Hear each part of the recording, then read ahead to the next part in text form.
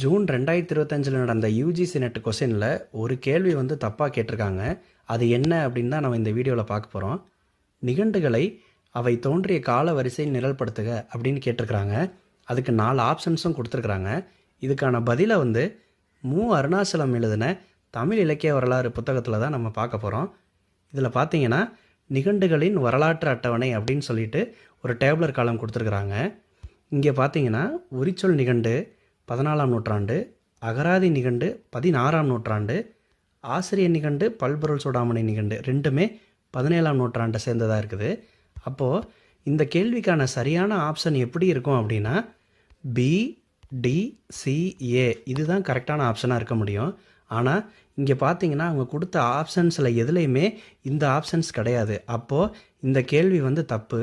ஒருவேளை நீங்கள் net exam இந்த வாட்டி எழுதியிருந்தீங்க அப்படின்னா கண்டிப்பாக சேலஞ்ச் பண்ணுங்கள்.